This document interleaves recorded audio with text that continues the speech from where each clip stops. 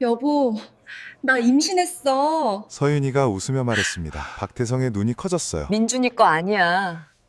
당신 거. 두 사람이 마주보며 웃었습니다.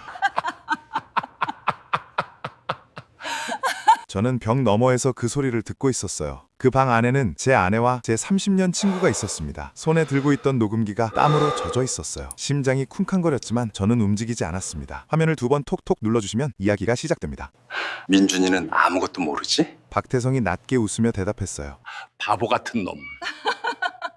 이혼 서류에 도장까지 찍어줬잖아.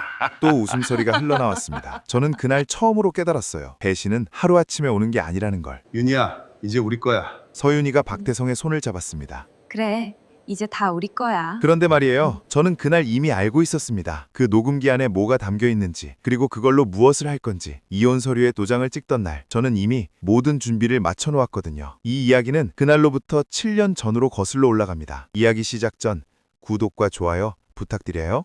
저는 54년을 살았습니다. 그중 27년을 한 여자와 함께였어요. 아침마다 같은 식탁에 앉았고 저녁마다 같은 침대에 누웠습니다. 그게 결혼인 줄 알았어요. 그게 사랑인 줄도 알았습니다. 서윤이는 예쁜 여자였어요. 웃으면 눈이 먼저 웃는 그런 사람이었습니다. 우리가 처음 만났을 때 저는 한눈에 반했어요. 27이었습니다.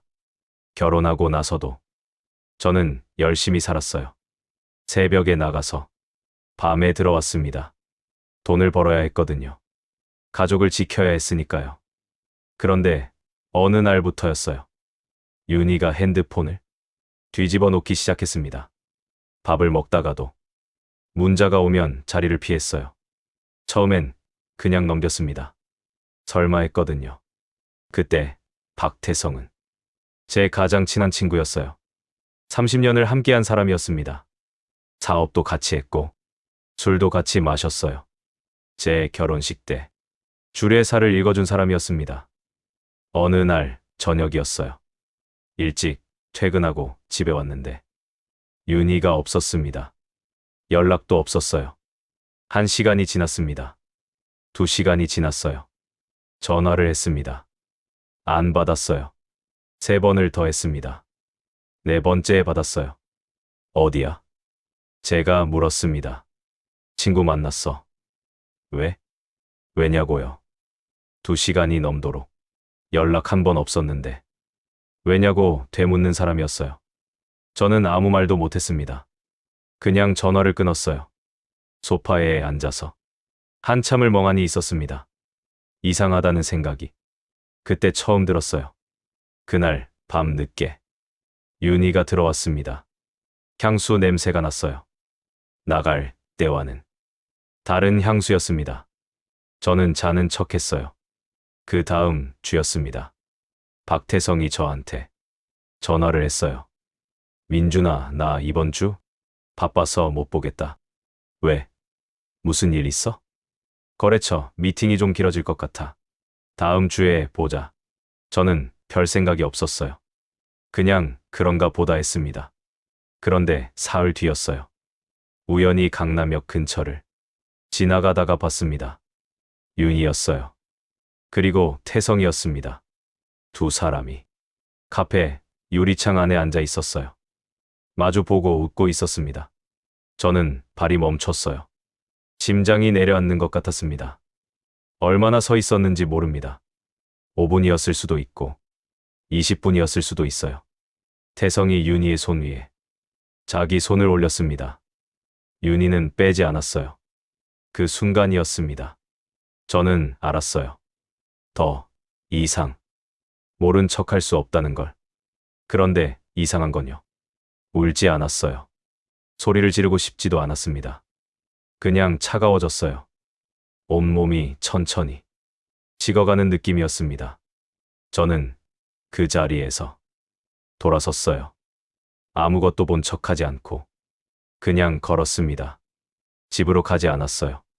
사무실로 갔습니다. 변호사 김재원 선생한테 전화를 걸었어요. 선생님, 저 좀 만나야 할 것 같아요. 김재원 변호사는 오래된 제 법률 고문이었어요. 사업 계약서를 검토할 때마다 찾던 사람이었습니다. 그날 밤, 그 사람 사무실에서 저는 처음으로 말했어요.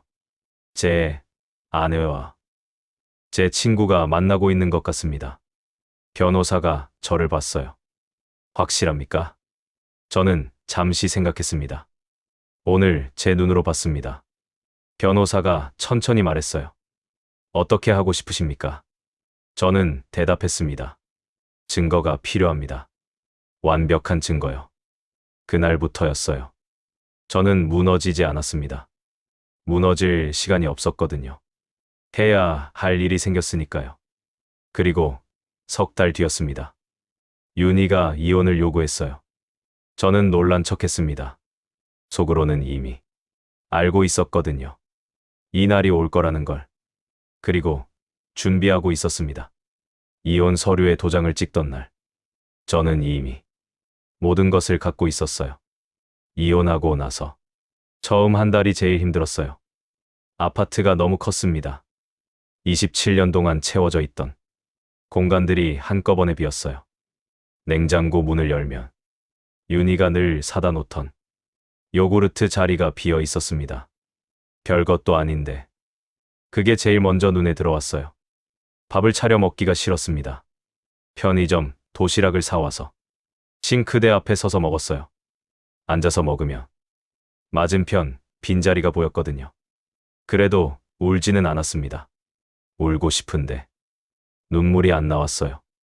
몸이 아직도 뭔가를 준비하고 있는 것 같았습니다. 맞아요. 준비하고 있었거든요. 슬퍼할 시간이 없었습니다. 이혼하고 2달째 되던 날이었어요. 딸 지우한테서 전화가 왔습니다. 아빠, 나 오늘 들어가도 돼? 지우는 결혼하고 나서 따로 살고 있었어요. 그래, 와라. 저는 짧게 대답했습니다. 지우가 왔어요. 현관문을 열자마자 저를 한번 위아래로 봤습니다. 아빠 많이 빠졌다. 저는 웃었어요. 그래? 지우가 냉장고를 열어봤습니다. 아무것도 없었어요. 아빠. 지우가 저를 불렀습니다. 목소리가 좀 달랐어요. 나 알아. 엄마가 먼저 시작한 거. 저는 소파에 앉았습니다. 아무 말도 안 했어요. 아빠한테 말 못했어. 아빠가 무너질까봐. 그 말에 코끝이 찡했습니다. 27살짜리 딸이 아빠 걱정을 하고 있었어요. 저는 지우 머리를 쓰다듬었습니다. 괜찮다. 지우는 그날 집에서 잤어요. 다음 날 아침 밥을 차려줬습니다. 오랜만에 차린 밥상이었어요. 저는 오랜만에 앉아서 밥을 먹었습니다. 밥을 먹다가 지우가 말했어요. 아빠, 박태성 아저씨 알지? 알지. 왜? 그 아저씨, 우리 회사 거래처 중에 연결된 데가 있어. 내가 좀 찾아봤거든. 지우는 그때 작은 법무법인에 다니고 있었어요. 뭘 찾아봤어? 지우가 저를 봤습니다. 아빠 회사 자금. 이상한 거 알아? 심장이 쿵 내려앉았어요. 알고 있었거든요. 어렴풋이는요. 얼마나 알아? 지우가 서류 봉투를 꺼냈습니다. 두툼했어요. 태성이가 제 회사 자금을 빼돌리고 있었습니다. 오래된 일이었어요. 이혼 얘기가 나오기 훨씬 전부터였습니다. 제가 모르는 사이에 조금씩이었어요. 윤희가 알고 있었습니다. 아니, 윤희가 시킨 거였어요. 이혼 위자료로 재산 절반을 가져가면서 회사 자금까지 빼간 거였습니다. 저는 서류를 다 읽고 테이블 위에 내려놨어요. 한동안 말이 없었습니다. 지우가 물었어요. 아빠, 어떻게 할 거야? 저는 창밖을 봤습니다. 증거 더 필요해. 얼마나? 완벽하게. 그날부터였어요. 저와 지우는 조용히 움직이기 시작했습니다. 사설 탐정도 썼어요. 회계사도 따로 불렀습니다. 태성이 회사 주변을 몇 달 동안 들여다봤어요. 서두르지 않았습니다. 완벽해야 했거든요. 단 한 번에 끝내야 했으니까요. 그러던 어느 날 밤이었어요. 탐정한테서 파일이 하나 왔습니다. 음성 파일이었어요. 태성이와 윤희가 나누는 대화였습니다. 저는 혼자 사무실에서 들었어요. 이어폰을 꽂고 의자에 기대 앉아서요. 태성이 목소리가 먼저 나왔습니다. 그 사람 바보야. 아무것도 모르고 도장 찍었잖아. 윤희가 웃었어요. 덕분에 우리가 다 가졌지. 또 웃음소리가 났습니다. 저는 이어폰을 뺐어요. 창밖을 봤습니다. 서울 야경이 펼쳐져 있었어요. 분노가 올라올 줄 알았는데 그러지 않았습니다. 오히려 더 차가워졌어요. 서늘하게. 이 파일 하나면 됐습니다. 저는 외장하드에 파일을 옮겨 담았어요. 서랍 깊숙이 넣었습니다. 때가 올 때까지. 이혼하고 7년이 지났습니다. 그 사이 많은 것이 바뀌었어요. 회사가 커졌습니다. 직원도 늘었어요. 겉으로 보면 잘 살고 있는 것 같았습니다. 실제로 잘 살고 있기도 했어요. 그런데 말이에요. 밤이 되면 달랐습니다. 사무실 불을 끄고 주차장으로 내려갈 때요. 엘리베이터 문이 닫히면 그 안에서 혼자였어요. 집에 가도 혼자였고 자도 혼자였습니다. 7년 동안 그랬어요. 익숙해진다고 했는데 그게 꼭 그렇지만은 않더라고요. 지우가 어느 날 밥을 먹자고 했어요. 아빠 요즘 밥은 잘 먹어? 먹지.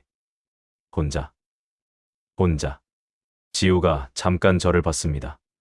뭔가 말하려다가 멈추는 것 같았어요.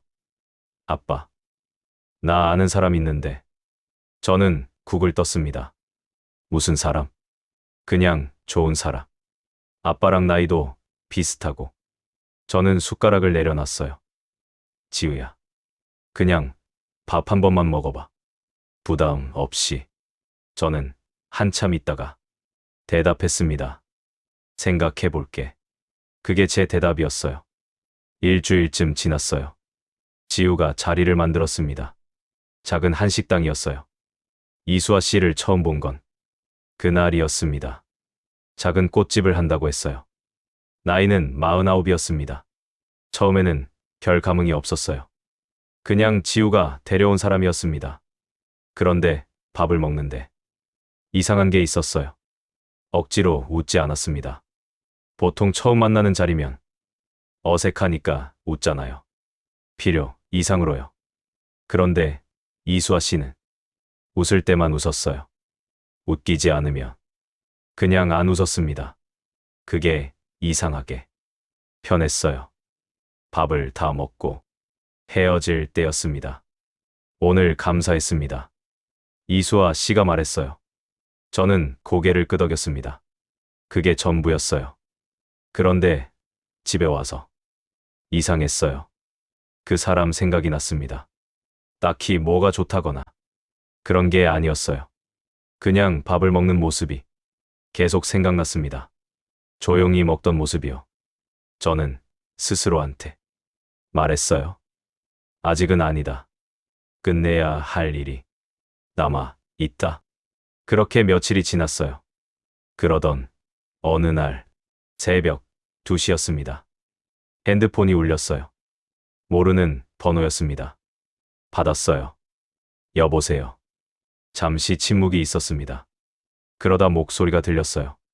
저 이수아인데요. 강민준 씨 맞으시죠? 네. 맞습니다. 무슨 일이세요? 이수아 씨 목소리가 약간 떨렸어요. 죄송한데요. 꽃집 앞에 취객이 있어서요. 안 가려고 해서. 무서워서 전화했어요. 저는 벌써 일어나 있었습니다. 주소 보내주세요. 15분 만에 도착했어요. 마포구 골목이었습니다. 취객은 제가 가니까 그냥 가버렸어요. 별것도 아니었습니다. 이수아 씨가 꽃집 문 앞에 서 있었어요. 패딩을 걸치고 머리를 묶지 않은 채였습니다. 저를 보더니 말했어요. 감사합니다.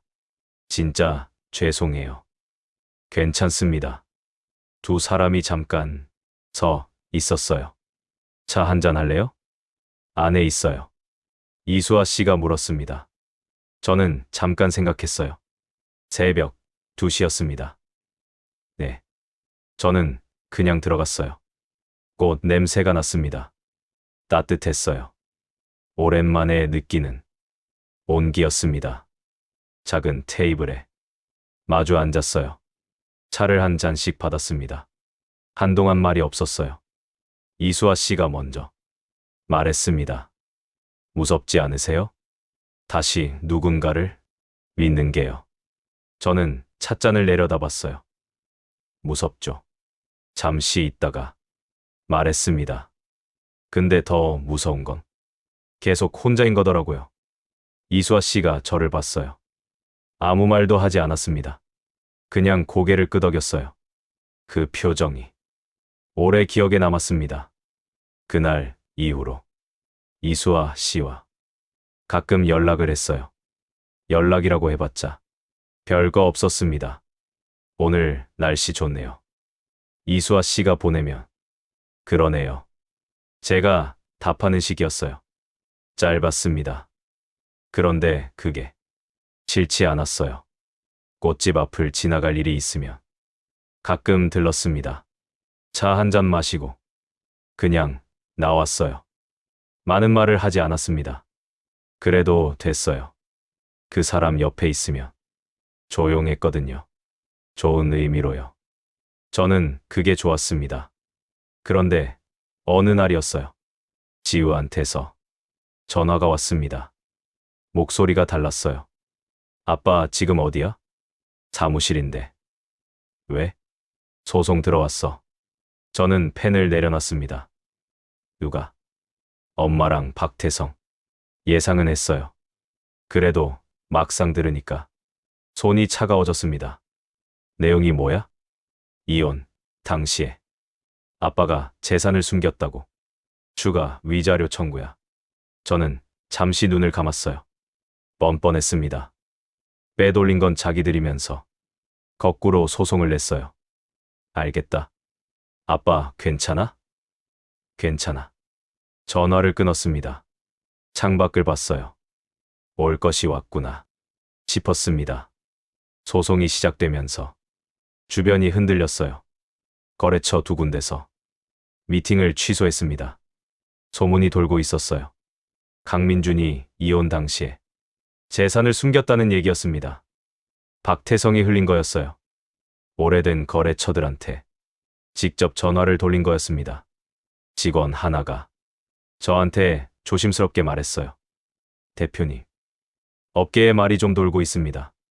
저는 고개를 끄덕였어요. 알고 있어. 그즈음 이수아 씨한테서 연락이 뜸해졌습니다. 며칠이 지나도 답장이 없었어요. 저는 먼저 연락했습니다. 바쁘세요? 한참 있다가 답이 왔어요. 아니요. 그냥 좀 조심스러워서요. 저는 그 문자를 한동안 바라봤습니다. 소문이 거기까지 닿은 거였어요. 가슴 한쪽이 싸늘해졌습니다. 지우가 저를 찾아왔어요. 표정이 굳어 있었습니다. 아빠, 이제 움직여야 해. 저는 소파에 앉았어요. 알아. 지금 타이밍이야. 더 기다리면 거래처 다 떨어져 나가. 저는 지우를 봤습니다. 준비됐어? 지우가 서류 가방을 열었어요. 두툼한 파일이 나왔습니다. 7년치 다 있어. 계좌, 내역, 횡령, 증거, 녹음 파일까지.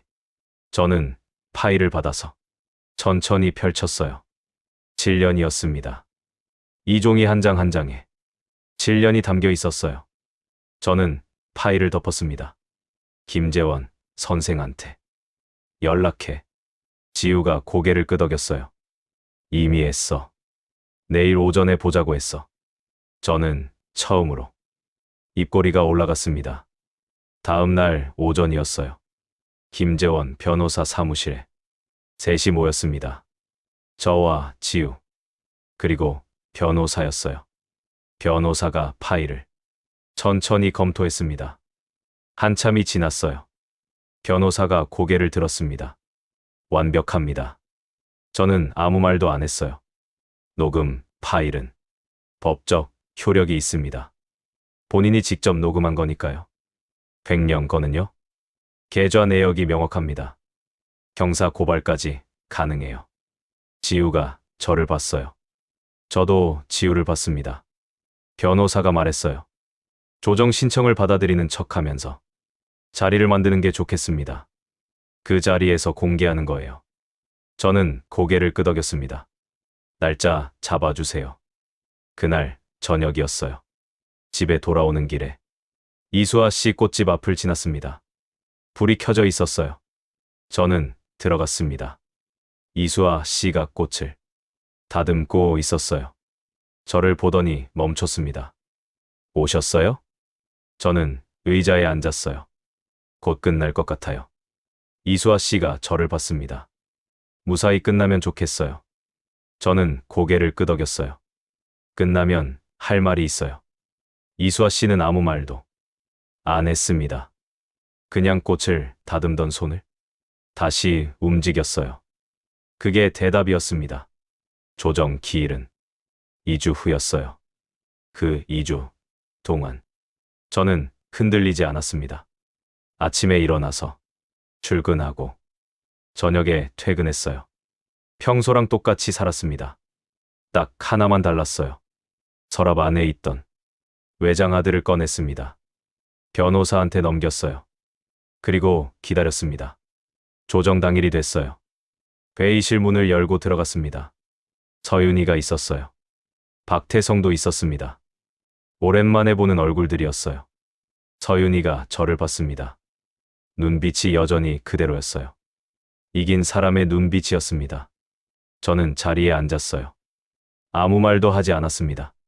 상대방 변호사가 서류를 펼쳤어요. 추가 위자료 청구 내용이었습니다. 저는 들었어요. 끝까지 다 들었습니다. 그리고 김재원 변호사가 저를 봤어요. 저는 고개를 끄덕였습니다. 변호사가 말했어요. 잠깐, 저희 쪽 자료를 좀 보여드리겠습니다. 스마트폰이 테이블 위에 올라왔어요. 재생 버튼을 눌렀습니다. 회의실이 조용해졌어요. 태성이 목소리가 흘러나왔습니다. 그 사람 바보야. 아무것도 모르고 도장 찍었잖아. 윤희 웃음소리가 들렸어요. 덕분에 우리가 다 가졌지. 또 웃음소리가 났습니다.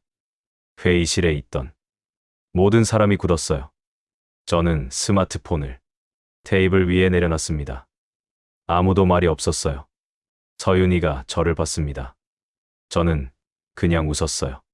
처음으로 진심으로 웃었습니다. 7년 만이었어요. 그날 조정은 끝나지 않았어요. 조정이 아니라 전쟁이 됐습니다. 변호사가 녹음 파일을 공개하자마자 상대방 변호사가 중단을 요청했어요. 그러나 이미 늦었습니다. 김재원 변호사는 그 자리에서 형사 고발 예정 사실을 통보했어요. 박태성 횡령건, 서윤희 공모건 두 가지였습니다. 서윤희가 저를 봤어요. 뭔가 말하려는 것 같았습니다. 저는 보지 않았어요. 서류를 챙기고 자리에서 일어났습니다. 그게 전부였어요. 그 후로 석 달이 지났습니다. 박태성은 횡령 혐의로 검찰에 넘겨졌어요. 서윤희는 재산 반환 판결을 받았습니다. 빼돌린 금액 전부였어요. 추가 위자료 소송은 취하됐습니다. 지우가 저한테 전화했어요. 아빠, 다 끝났어.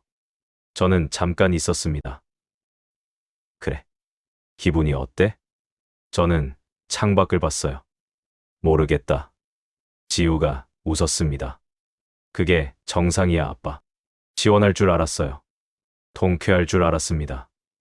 그런데 막상 끝나고 나니까 그냥 조용했어요. 오래된 짐을 내려놓은 것처럼 그냥 가벼웠습니다.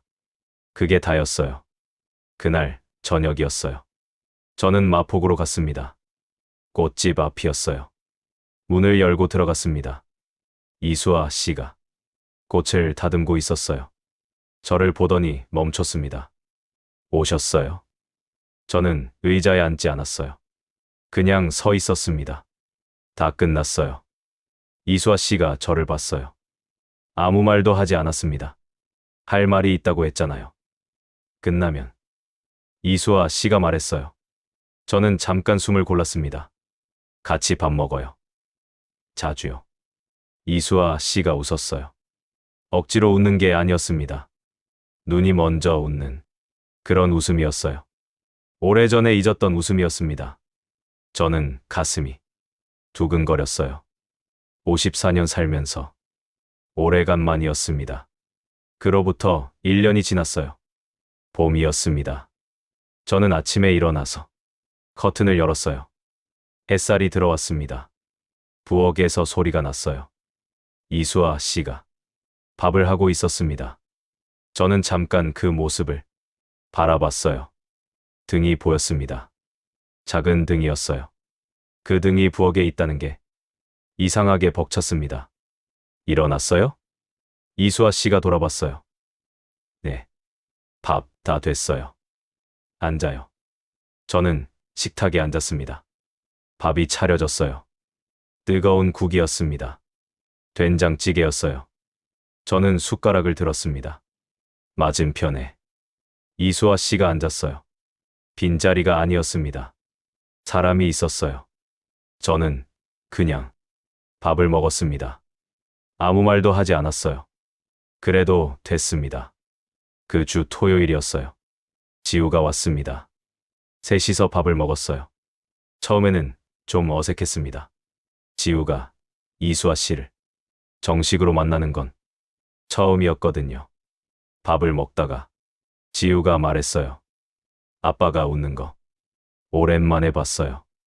이수아 씨를 보면서 말하는 거였습니다. 이수아 씨가 지우를 봤어요. 저도 잘 부탁드려요. 지우가 잠깐 이수아 씨를 바라봤습니다. 그러더니 웃었어요. 저도요. 저는 그 모습을 바라봤습니다. 눈이 따뜻해졌어요. 코끝이 찡했습니다. 억지로 참았어요. 54년 살면서 이런 식탁이 처음이었거든요. 밥을 먹고 셋이서 걸었어요. 봄바람이 불었습니다. 지우가 앞서 걸었어요. 저와 이수아 씨가 뒤에서 걸었습니다. 이수아 씨 손이 제 손 옆에 있었어요. 저는 잠깐 생각했습니다. 그리고 잡았어요. 이수아 씨가 멈추지 않았습니다. 그냥 걸었어요. 손을 빼지 않았습니다. 봄바람이 또 불었어요. 저는 생각했습니다. 배신이 끝이 아니었어요. 그건 그냥 시작이었습니다. 진짜 제 삶이 시작되는 신호였어요. 27년을 잘못 살았던 게 아니었습니다. 그냥 그 시간이 있어야 지금 이 봄날이 있는 거였어요. 이수아 씨 손이 따뜻했습니다. 봄볕이 등을 데웠어요. 지우가 앞에서 돌아보며 웃었습니다. 저도 웃었어요. 54년 살면서 지금이 제일 좋았습니다.